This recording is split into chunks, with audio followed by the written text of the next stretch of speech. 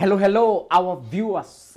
This is Couples Will Show, and this is where we write down our love will while we are alive. Yes, you know how we do it. This is the program that sets the mood of the weekend. And we are on 8 again. Hope you had a lovely week. My week was awesome, and I am grateful that we are doing this again. And as you mentioned, weekend, this is the time tunatumia tu pesa. And tonight, we are talking about finances in marriage. And due to public demand, he has come back again. He has now become part of Wema Tv. He was here. He has been here. And he's here tonight. He is an accountant by profession. And I want to give him a chance to introduce himself to us. Vipi mkurugenzi? Poa, poa. Umekuwa mwenyeji. Kabisa. Karibu sana. Thank you very much. Ambia hawa watu tunakutunza vizuri. Yeah, Wema TV is a place to be. Yes. I can assure you, I can tell you. I always look forward to coming. Yes. And having these conversations. They are great. They are great. And like you correctly said, I'm an accountant. My name is Bernard Waroe, and I'm married to Mary Gadhoni. The Lord has blessed us with 3 children. I'm also a minister of the gospel. I'm bivocational. I work as an auditor and I still minister. And therefore, I'm looking forward to a great show tonight. And I know you'll keep us engaged on the conversations. You're looking sharp. Oh, thank you. Yes. Thank you. You too. Thank you. Yeah. You know, tonight you're talking about finances. Money. So lazima tukae kama pesa. In a bid. Yes. Yes. So how do you manage finances in marriage? Finances in marriage. There's a lot of chaos in marriages. Yes. These chaos are being brought about by money. And I want to believe that tonight, for someone's marriage, there will be order when it comes to money and how we manage our money. And as we go through this, there are several things that are important. We'll be able to break down as we go forth. But the first thing is the attitude that you have towards money as you come into the marriage. What attitude do you have towards money? I like something that John C. Maxwell says from the Bible as he looks at the parable of the Good Samaritan. He says that there are several attitudes that he says. For the robbers, the guys who they didn't kill, but they beat this guy. Yeah. The attitude was, your money and my money is my money, and I can do everything to get the money from you. And they beat him to get his money and to keep their money. There was the Levite and the priest who just came and passed by. And when you talk about money, we are even talking about resources. And they said, no, my money is my money. My time is my time. I spend it the way I want. I don't want to be bothered by you. But there was this good Samaritan. He came and looked at the guy and he said, my money is your money. And therefore, I will use my money to ensure that I help you and I come through for you. And you can see even when he goes to the inn, he says, let him spend all he can. And when I'm passing by here, I'll pay the remaining amount. Yes. And you can see the attitude that they have. Wow. That this guy is looking at money differently. So do you look at money as something that gives you status? Do you look at money as something that says who you are? Or do you look at money as an instrument, as a tool that God has given you to be able to pursue and fulfill the mission that he has kept you here on earth? So the attitude that you have towards money as you come into your marriage will determine how you interact with money and how you treat each other. Because when I look at money as a tool that God has given us to accomplish his purpose in our marriage, then no matter where the money is coming from, no matter who is bringing how much, it's an instrument. It's that we are bringing in things and we are spending. But if we look at money as something that gives me status, something that makes me better than you, something that makes me have an upper hand in certain things than you have, then that attitude becomes a problem. And you look at some of these things as we go ahead. The second thing that is very, very important is to establish purpose in the area of finances. And I always say that in every area of your marriage, you need to have some goals that you're pursuing. That as we walk through this marriage, what do we want to achieve? If I call your wife and we sit down and she tells me what the goals are for her in terms of finances and that area of wealth creation, and then I come sit with you later and you tell me the goals you have and all that, can I see some cohesion? Can I see that these are being synchronized? You're saying, you're giving the same story. Because because if we are pulling from different places, then there will be conflict. So establishing and having goals in that area of finance that are harmonized is very, very important. The third thing that is very key is embracing planning as a process that helps us in managing our finances. How do we sit down together? And planning is something that we are doing together. And as we sit down, we are saying this is how we will earn money, because management of finances does not only start from spending. Of course, that's where issues come. It starts from how do we make the money? Where do we get the money from? And how do we manage that money? And planning is also being informed by the purpose that you have established in that area of purpose. That as we make our plans, we are looking at what do we want to achieve for our children? What do we want to achieve for our home? And then now we put down plans. And as you plan, there are 3 questions that are very important. You are asking yourself, the purpose, where do I want to go? Where do I want to see my family? Where do I want to see them living? Then you're asking yourself question number 2, where am I now? What do we have available for us? What are we doing? What do we need to enhance? And then the question number 3 you ask yourself as you plan is, now how do we get there to the goals that we have already set? And how do we achieve? And you're asking this together. You're working together. You're looking at what is in this basket of our family in terms of finances, and how can we make use of this to get where we want to get. So embrace planning together as a process that will help you in your finances. The other thing that is very, very important as you manage your finances is involvement of all stakeholders. Very, very important that you involve all stakeholders. Let me give you a simple story, which may look simple, but it goes into even major issues like building houses and buying land.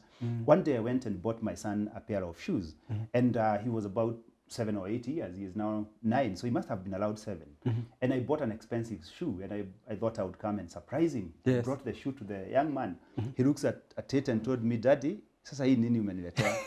And I was like, "What?" Then he said, "No." Yes. You're like, in fact, can I tell you what I had done? It's funny. I had taken his foot, placed it on a paper, and drawn loud it. Then I carried the paper to the shop. And then bought the You're coming to surprise your boy. And when I brought the shoe, he said, "No, I can't wear this." So I thought, okay. Then I thought, okay, come, let's go and you choose what you want. When we went to the shop, he chose a shoe that was half the price the one I had bought. Look at that wastage. Simply because I did not consult, I did not involve the stakeholder. And this goes not only to children. Of course, there are levels of involvement of the stakeholders, but even within the family, where you find husbands and wives are doing their own things, they're not involving each other. And even when it comes, it's okay to surprise your wife, it's okay to surprise your husband, but do a very critical calculation of what you want to surprise them with. You could surprise them with a suit or a book or a shoe, but my brother, you might surprise them with a house they will never live in. So it's very important for you to be able to consult stakeholders. The other thing that is very important is to do very good calculations and only take debt that is well calculated and necessary. And what I always say when it comes to the family, if you are taking debt to take care of your recurrent expenditures, the things that you're taking care of every day, there's a problem, a huge problem in that family. Debt should be well calculated. You have sat down, you have seen your ability to repay, you are very clear about what you want to do, and you know what it will bring in terms of either the capital investment. It's a, you know, like if you buy a plot, it may not be generating income, but it's appreciating in terms of its capital investment, or you're doing business that will bring in money. Do that together. Do a very good calculation, because so many families, as you know, there are all these apps on the phone. There are all these places where you walk in and you go out with money, and families have been brought down by debt. And it's very important for you to be able to do very good calculations, analyze your situation, and be able to only take on debt that is manageable. The final thing that is very important is monitoring and evaluating your progress. You see, you already have a purpose. You already have some goals for your finances. You've already planned. You've already done all these things. Keep monitoring and adjusting as necessary. To keep asking yourself, are we achieving the goals that we set? And if we are not achieving them, why and what do we need to do? Because most people will make decisions and they don't on a daily basis evaluate the progress they are making, and they get to a point where they're really not doing much. They're not achieving their goals, but they're not sitting down to ask themselves, why are we not achieving these goals? And you'll find, like I remember one time, that I opened these accounts that I opened for children in banks. And I decided that that is where I'll be saving money for my children education. And then I was putting in money there, and then it will get to about 100 or 200,000. Then a need arises. You know, when there is always money, needs have a way of kunusa. There is money somewhere, and they will always come. And I would say, this money is still my money, so why should I? Then I would take. Then as I was evaluating, I realized I will never save with this. And that is when I thought, why not take an insurance policy for the child education where money will be going that I don't have access to. It is through the monitoring and evaluation that I was able to make that adjustment. And I can tell you it comes in handy. I've had a policy that have matured, and it matures when you really need the money. You're taking that child to Form 1. You need some huge amount of money, and you know the environment we live in, the jobs. COVID was here, people were affected, jobs were cut down. But you can imagine a policy maturing just after COVID when you need to really pay an amount of money. It's good. So it is very, very important for you to keep monitoring and evaluating your progress and adjusting where you need to adjust. So those 6 things are very, very important. Very important. Yes. You have talked about debts, and I want us to go back. We talk about debts. There are some spouses you find one goes and takes a loan without the knowledge of the other partner. How should we handle this? And so at times you find that the person who took the loan reaches to a point you're not able to pay. And so the time I'm coming to know it is when you are now not able, you're not in a position to pay, and now you're asking me to come through to help you clear this loan. And from the beginning, I didn't even know. I don't even know how you use that money. How should we handle such a case? A very good question, and there are very many people who've found themselves there. Of course, 2 things. One is that you need to deal with the problem that made you get in there. What made you? What is this that makes your husband or your wife do things secretly without letting you know? The problem might not be money. The problem might be your communication. It might be how you address things in your marriage. It might also be, like we said, the attitude they have towards money. That you know, there are families where you find if the wife buys a Toyota Ipsum and the husband was driving a Fielder, then he has to go and now try to change this to get a higher one, because their attitude and their view of money and property is not the things that should be able to help us make it in marriage. So that needs to be addressed. That needs to be addressed, that we have to do a root cause analysis, because this is now after the event. We are talking about after the event. This has happened. He has already taken loans. He is already in debt. We are going down. So we have to do a root cause analysis. What caused this? And sometimes for that root cause analysis to be fruitful, you might need the help of a professional, a Christian counselor, or somebody who can talk to both of you to objectively evaluate, why did we get here? Number 2, if he is accepting and appreciating that this is a wrong that I did, then the next thing is to try and correct that. Because if he goes down, then the family also goes down. So if we have done the root cause analysis, we have agreed that this is where the problem is, and we are addressing the problem so that this does not recur tomorrow, and I have the ability to bail you out. You are my husband. You are my wife.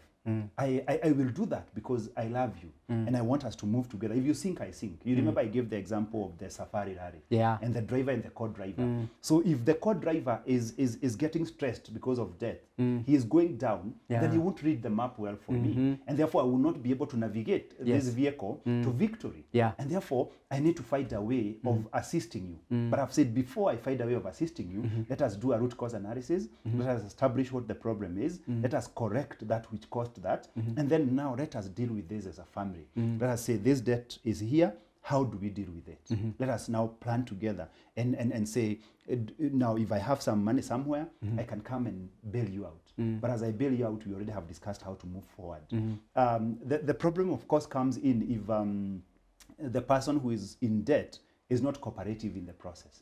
At the end of the day, there will always be need for help, because this marriage has to start. For me, I always say marriages work, like like marriages work, and they can be helped to start. Yeah. So we must find a way of ensuring that this marriage starts. Yes. So we must find a way of dealing with this debt, but at the same time, prioritizing dealing with the root cause. What are the issues that caused this? Yeah. Very, very important. But if you have not got there, don't take a loan, don't take debt without the knowledge of your spouse.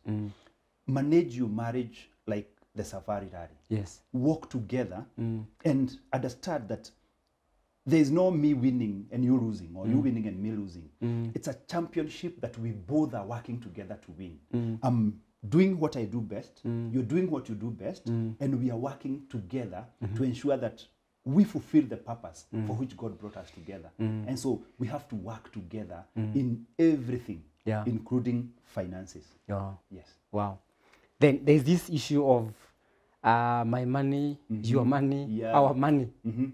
There's this notion out there, people will say that the husband's money, it's our money, but the lady's money, that is my money. Wow. Paul, writing to the church, told them that once you get married, you have no authority over your own body. Yes.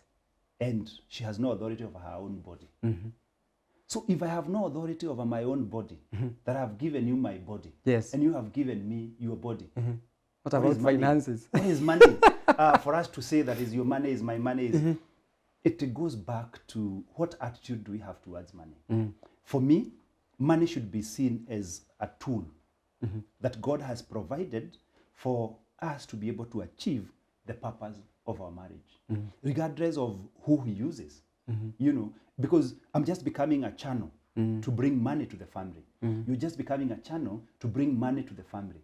Once the money comes to the family, it does not belong to you, it does not belong to me, it belongs to the family. And not only money, every resource that we have, whether it is our time, whether it is land that God gives us, whether it is relationships that God gives us, whatever God gives us, when they come to the family, they remain the tools that God has provided within the family for the well-being of the family. And that is how we should treat money when it comes to the family. And we live in a dynamic world that today I could be the one who is bringing the money.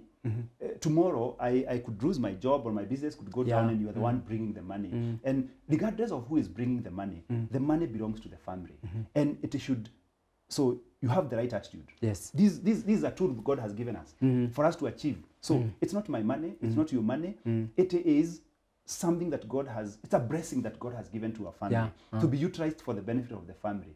Then we should be able now to sit together and ask ourselves, what has God allowed us to become channels to flow into this basket of our family? And then now, how can we make good use of this to get to fulfill the purpose that God has for the marriage? And therefore, now we plan for the money together, we spend the money together, and it is no longer your money, it is no longer my money, it is our money. I like the example, I think it's a couple that I've attended some weddings, and when they are marrying, what they do, this side comes with salt in a glass or something, and this one comes with salt, and then they put the salt together and they mix, and then they say, can you try to separate these two? You can't separate. Yes, you can't. The moment the money comes in, it doesn't matter how much I brought, doesn't matter how much you brought, but it becomes our money. Why I say that is because it becomes a problem when we look at money and forget contributions that others make into the marriage that cannot be quantified in monetary terms. If I go and work and come with millions of shillings to the family, and my wife stays home and takes care of the kids, and I think I asked that question last time, how much in terms of monetary value can we attach to that bringing up of those kids, to that instilling values into those children? So I cannot turn and say that the money you bring or the money I bring, this has more, this has less, this I can spend this. No, we should be able to look at money just like everything else. That I put efforts in bringing up children, I put efforts in instilling values into our children. We don't ask who instills how much value. We should also not be asking who brings how much money. And like I've said, for me, categorical, regardless of who brings the money, it is a blessing that God has brought into the family. Let it be spent by the family. Yeah. Yes. So when we get married, even our money should be married. Exactly. Yes. I said anything that distorts the unitary design of marriage that God designed from the beginning is to be taken care of and to be shunned. So money should never make you... So when we go to bed, we are one. Yeah. When we are taking children to school, we are one. When we are attending school meetings, we are one. But when money comes, you are. Yes. No, it doesn't work like that. It doesn't work like that. Yes, yes. Unless even children, you can cut some pieces from the child and say, this part is me and this part is you. Yeah. And it's not possible. So when we get married, we are one unit, we are one. We should never approach anything from the perspective of me and you. We should always approach everything from we are one unit, yes. We are facing it this way. Yes. Wow. Yeah. Lovely. And this is Couples Will Show. This is where we write down our love will while we are alive, for we don't want our love story to be told when we are gone. And tonight, I'm hosting a man who breathes wisdom. This man is full of wisdom. Reverend Bernard Warui Wairura. He is an accountant by profession, and he's the one who is handling tonight's topic, finances in marriage. How do you manage finances in your marriage? Write down there, make a comment. Let us know, how do you manage your finances in your marriage? And also let us know where you are watching us from, and we will be glad. And if you have any question, kindly you can put it down there and we'll be able to handle it even as we continue. Reverend. Yes. There's no my money, your money. No, there's not. It is our money. It's our money. Should we then have a joint account? I would not use the word should. I will just give the principle. Yes. That we sit down and agree that by virtue of what God has blessed you with, and by virtue of what God has blessed me with, these are the resources that are available for us. How do we manage this money together? The key concern is consensus. Consensus is very important. So you could decide, let us have a joint account for all our monies. You could decide, let us have a joint account for some of the monies. Or you could decide that we need, because what you need is a strategy. We said there are 3 questions. Where do we want to go? Where are we now? How do we go there? So you'll find people who, through their wisdom and how God has helped them, they will be able to come up with different strategies. There are some who will say, at your workplace, you are allowed to, you have a leeway to get cheap loans and investments. At my workplace, it will be hard for me to access that. And they will agree then, what we do, let us, because you're able to get loans that are low interest and all that, let us use what you are earning to be able to get loans and acquire investments and acquire properties. And then let us use my money or the money I am earning or the resource that God is bringing into this. You know, when I use my money, you might take me back. Yes. I wanted to ask you that. Yes, yes. Yeah, I can see. I am able to read your mind. So the resources that God has brought through me into this family, how do we use them? So you may find such agreements. That's just one example. That for you, because you are able to have access to these loans and all that, then that is what you do. And then what I bring, then we will take care of the affairs of the family, whether it's food, it could be rent, it could be... So there are many agreements that people can come into consensus. The others who actually agree that for you, we will have this money, it is our money now. So I can make a decision on what you are earning, you can make a decision on what I'm earning. And they sit down and say, based on the amount of money you are earning, then this is what will be taken care of that money for the family. Based on the money you are earning, this will be taken care of that in the family. The key thing is transparency. Yeah. Whether we have a joint account or we don't have a joint account, the key thing is transparency. That I know how much you are bringing. You know, the other day I was excited. I was listening to somebody who was also speaking about money. And he said, it is hypocrisy. It is hypocrisy for you to hide how much salary you earn. The clerk in the bank knows how much money goes to your account every month. Yes. But now you're hiding it from your wife. And actually even the person who works, brings tea and sweeps the bank can access some of those statements and see from the screen how much money you're earning. Yes. So it's no secret. Let us know how much resources we have. Let us agree with a lot of transparency how we will spend these resources. There are people who can get into agreement disagreements. Even, like I said, there are things that cannot even be quantified. I have mentioned in my book, and I could mention, that at some point we agreed with my wife that every time we have a baby who is below 3 years, one of us have to be at home to give undivided attention to that child, because life is not all about money. And so we have to look at now who is where and who is bringing how much resources, and then what can we forego for the sake of paying undivided attention to this child, and who continues working. And the one who continues working will not feel like I'm the one who is bringing money to the family. Like I said, you can't quantify what it is to bring up that child. And therefore, these resources have to be managed with a lot of transparency. This does not mean that you have to pin each other down and become mechanical in terms of every cent that people have. Because as much as we are one, we have our finances here together as resources, each of us also has lives that we lead as individuals. You have to go to work. You have lunch that you take. You have friends that you could have coffee with. You have such things. So it is also important to take consideration of that and see what do we leave as a discretionary fund for each of us. That I have a, whether I'm earning or you are, both of us are earning, or whether only one is earning and the other one is not earning.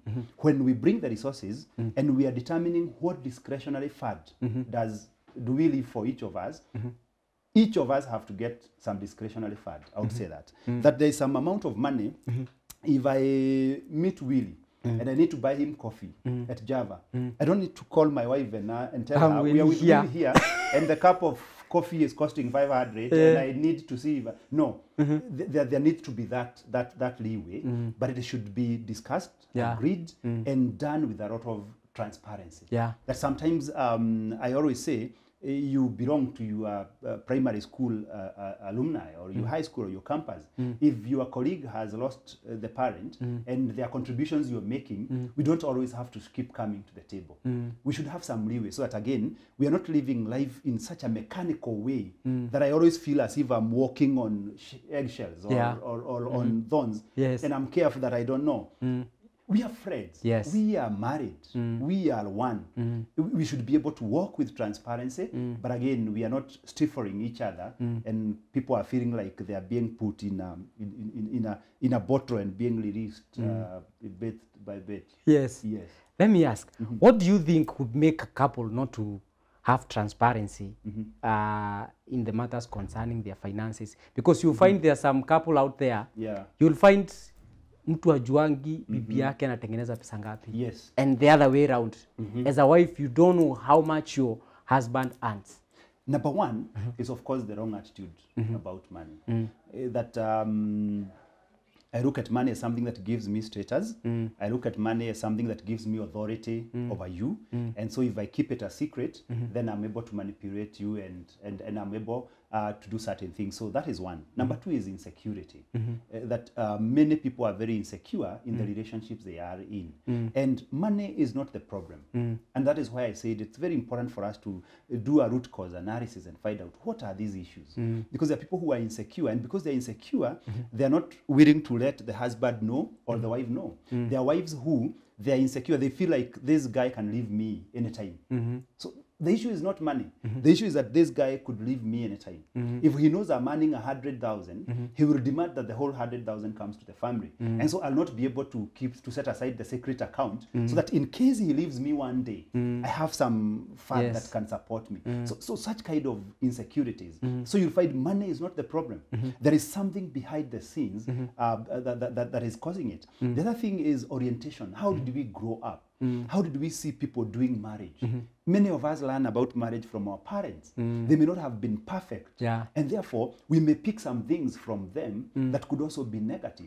That money in our family was kept as a secret. Or some are even told that when you marry a woman, don't tell her how much money you have. If you tell her how much money you have, you'll be in trouble. You will be sat on. And they will bring this. So what environment have we grown in? What things have we been taught? Because what I've realized in life is that we need to unlearn so many things Yeah. that we learned along the way, and we thought they were normal. We thought that they were for our good. But as we go in and start understanding certain things, and marriage is one of them, we realize that I have to unlearn this. This that I was taught by community is not the right way of doing things. So that is something that also needs to be worked on, and it needs to be corrected, so that we are able to look at marriage as one. Even you may find even some traditions where we grew up in a culture where men becoming open and transparent to your wife is seen as a weakness, and therefore men have to remain that way. So you may find that also may cause that kind of secretiveness. The other thing is when there is no good communication within the marriage, that there are no channels of communication, there are no times when you can sit down and lay things on the table, and this could be caused by several things. Yeah. Take, for example, I am a man. I really want to secure my family. I really want to have my family settled and all this. But every time I bring an idea on the table, it is hit like a balloon and blows up. Like there's nothing I will ever bring and it's taken. Yeah. If I come and say that I would like us to go and buy a plot in Juja Farm, what happens is that the wife says, no. First, we should first take a holiday. Yes. First, we should go here.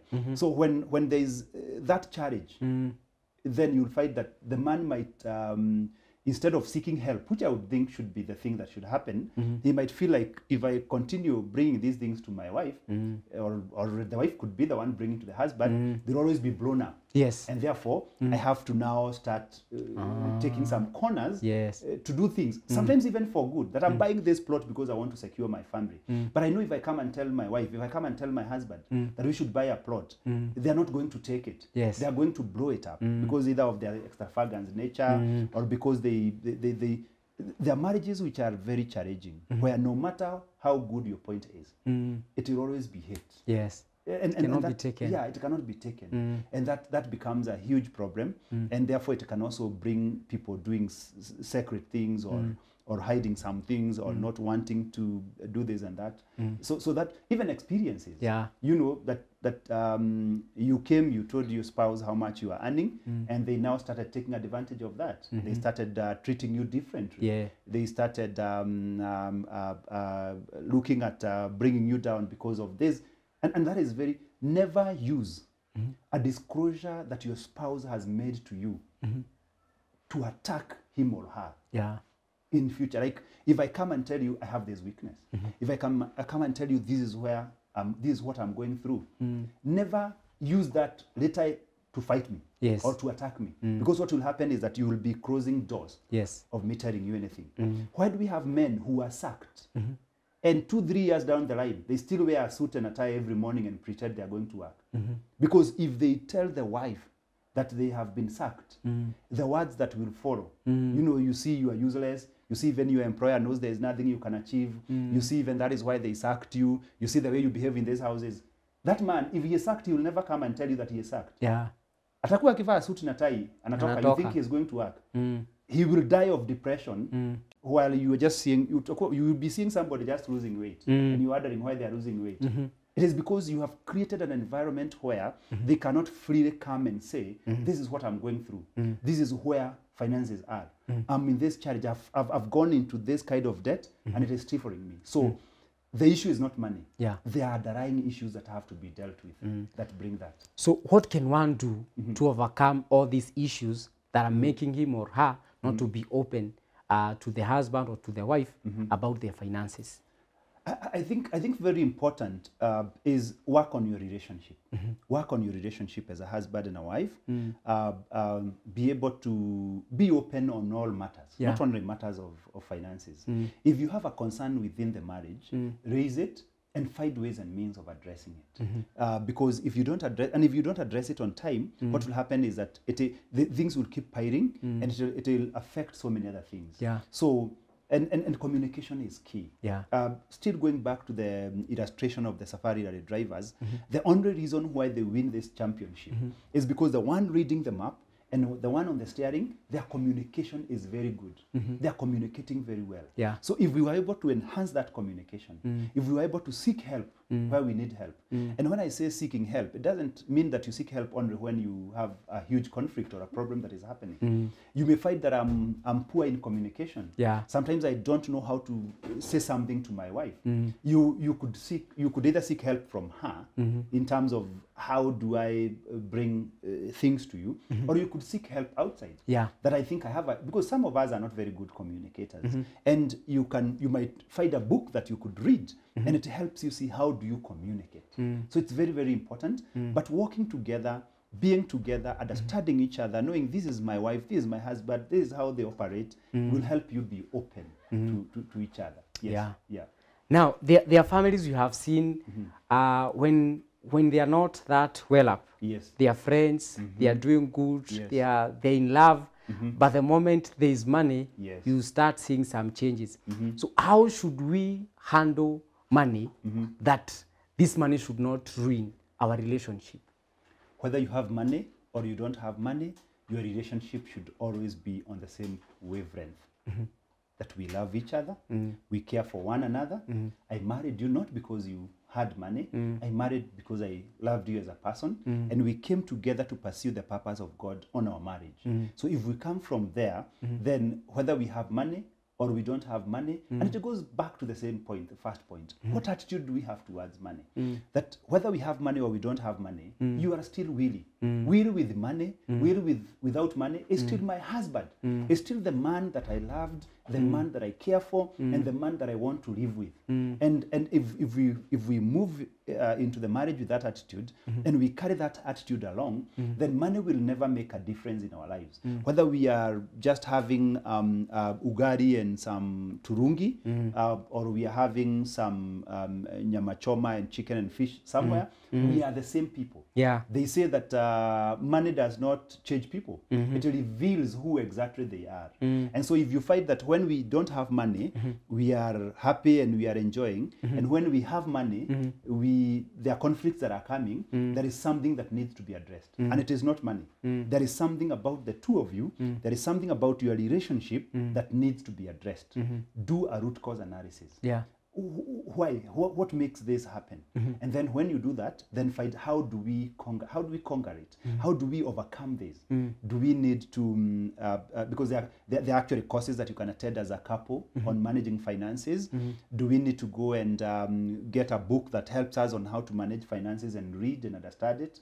Do we need to go to a mentor couple and sit down, express the things that are happening to us, and have them help us identify what exactly is the problem? And then is it that when we get money, we become busy? Is it that when we get money, some people's attitude change? Is it that when we get money, there are things that come into the family that bring a difference between us? But I would like to say money is never the problem. You see, even the Bible says that the love of money is the root cause of all evil. It is not money that is the problem. It is the love of. So it is something about me. It has nothing to do with money. Whether we have a lot of money or little money, our relationship should be the same. Yes. We've just come from the men's conference. Oh, you are there. And one of the things that people discussed, men discussed, is that when they are doing well, you'll find their wives, they are always there for them. But the moment they don't have or they lose that job, you'll find now the woman will start saying bad things to this man. You're good for nothing, you're not responsible. How do we handle this as men? As men, quite a challenge, because maybe I should have spoken first to those sisters who do that. Maybe you can do that, you can speak to them and then speak to... They just need to be obedient to the word of God in terms of submissiveness. And this submissiveness is not conditioned on how much money or resources the man is bringing. When God created Adam, he created Eve as a helpmate fit for him. So you are a helpmate. You are there to support you, man, and to do almost everything. What that tells us, all of us, both men and women, is that all the work, including changing the diapers and washing the utensils, belongs to the man. And then the woman comes as a helpmate fit. So whatever needs to be done, then the woman can help. The other thing is that honor your man, whether he has money or he doesn't have money. The honor should not be conditioned on money. But if it is the man who is finding himself in that situation, you need, number one, to first sit down and discuss with your wife. Never think that your wife knows that she is doing this thing that is wrong. It is possible she might be doing it just out of herself without even knowing that she is hurting you. So the first point is approach your wife. Let your wife know that the way she treats you when you have money and the way she treats you when you don't have money is different. She might say, oh, I didn't know that. And if she's a good wife, she will work on it. And so the first praise is sit down together, discuss together as a husband and a wife, and express. Freely talk. That is communication. Talk. Tell her, I'm not happy about this. I don't think this is happening, is going on well, and find a solution within yourselves. If you are not able to find a solution within the two of you, you could decide to seek help. You could decide to talk to some financial management counselors. There are people who can sit with you, help you in terms of how do you work together in this, and see how you do things. But there is something that is also important that you also need to do, and maybe it should have been the first thing. Do a self-examination. Assess yourself. Might it be that you also treat her differently at different times? Might it be that the way she treats you is a response of how you treat her? That when you don't have money, you are always home, you're giving her attention, you're eating her food and saying how nice and sweet it is. And then when you get money, you know where to be by somewhere, when you come home, will you eat? See you later. You know, might it be that you're causing this? Might it be that when you have money, you are spending so much time with your boys and you are attending the men's conference and you're not at home? And so the attitude that you're getting from her is a response of how you are also behaving. Because you may find there are men who also behave differently when they have money and they don't have money. When they don't have money, they're at home. They really can't go anywhere. When they have money, they are out enjoying. They may not be taking bitter things. They may be taking sweet things, but whatever they are taking, so might it be you? So number one, introspection. Check on yourself. Number two, speak to your spouse. Speak to your wife and tell her, I have a challenge here and here. I think there's a problem we need to resolve. I want to believe by that time, if you have a good wife, and most wives are good, you will, because the Bible says he who finds a wife finds a good thing. So most of them are good. So if you discuss, most probably you'll find a solution there. If you can't find a solution there, find where do we go to find a solution. Do we need a consultant? Do we need a counselor? Do we need to go to a mentor? Do we need to talk to other peers? You know, because peer-to-peer counseling is very key in marriage. That myself and my wife can come to you, Willie and your wife, and we can sit together and learn from you. How do you work out things when you're in these situations? And you may find that peer-to-peer learning could help marriages to start. So so I would think that would be very, very important. Let's talk about this issue of betting. Because there are some men who have decided to use their finances through betting, and they are saying, I'm investing. There's no investment. It's actually very unbiblical. And I don't think it's something that anybody should be doing. You should not be gambling with your money. When Adam was created and Eve was created, they were put in the garden and they were told to work on it. Tend this garden. Work on it. So you have to labor. And I would discourage any man from getting into gambling. Because gambling, number one, is very addictive. Gambling, number two, is it doesn't enrich you because it's chances. And what happens because of this addiction, if you lose, you want to put more. You lose, you want to put more. You want to get a debt and put, so you get into debt, and there are many people who are crying out of gambling. The other thing that you may find is that whatever is obtained freely without much effort goes also that freely without much effort. So we say yes, that is the thing. So my encouragement would be let us work. Use your hands. Use your hands. God has given you strength. God has given you ideas. Be innovative enough. Labor. Labor and take care of the family. Bring money to the family. If you want to invest, go and invest in other areas where you can invest. But for betting and gambling, no. For me, it's a no. It's a no-go. It's a no-go zone. Yes. how should a wife maybe treat the husband who is in gambling? Number one, express your concern to your spouse. Openly talk to them. And before you go to talk to them, do your research well. Be sure what your concerns are. Be sure what the issues are. You don't want to go and tell your husband that I think what you're doing is wrong, and then they ask you, why is it wrong? And then you look at them with a blank mind. You have no idea why you think it's wrong. So go do your research, go seek whatever information you have, then come sit down with your husband, talk to him, let him know that you're concerned about what he is doing, and it would be your desire that he does not continue with that. My expectation is that if you are in a marriage that is working and operating well, your husband will listen to you and will be able to say, I think I've seen what you're saying, and or he might try to convince you why he thinks what he's doing is the right thing. And then, like I said, put the two ideas here, discuss them as a family jointly, and then come up with what works best for the family. If you find that he is not reasoning to you, I'll still go back. I don't think it's a problem to seek help. It's not a, and of course, there is something we should never forget, that the first place to seek help is from God. Yes. That you can pray to God and seek help from him. Of course, hoping that you have a relationship with him, that you have faith, that you are able to go before God and pray and commit these things to God. But it is also not bad to seek help from elsewhere, from you meant a couple. But like I've always said, it is when this has gone too far. But make every effort to sit together as a couple, express your concerns, be able to articulate your issues clearly, and my hope and my expectation is that he shall see that what he is doing is not right, and he shall listen to you. Wow. Yes. Thank you. Welcome. Your parting shot. My parting shot is this, that not only money, every resource that God has given you, whether it is time, whether it is a motor vehicle in that home, whether it is a home that you've built, whatever resource that God has allowed in that family is a resource for the good of that family. And it should be able to be used to fulfill the purpose of God for the family. Don't look at it as yours. Don't look at it as his. See yourself as a channel that brings a blessing to your marriage and your family. God bless you. Amen. And you are an author. Yes, I'm How an can author. one get any of your books? Yeah, so if anyone would want to have any of my books, I have 4 books that I've written. Youth Pitfalls, which is contextualized to the life of teenagers and the pitfalls they would fall in.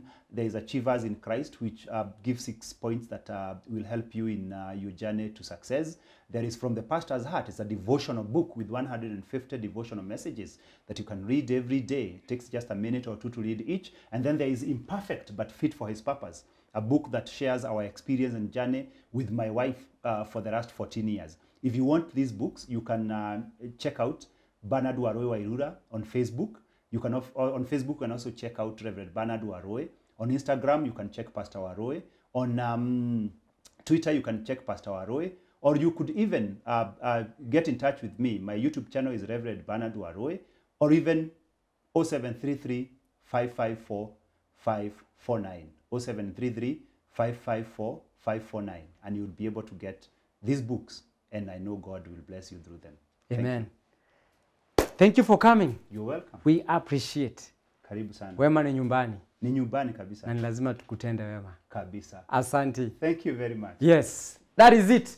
We come to the end of our tonight show. This is Couples Will Show, and this is where we write down our love will while we are alive.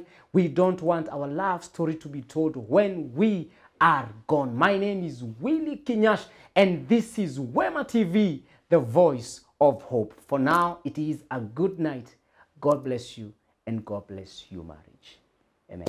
Amen.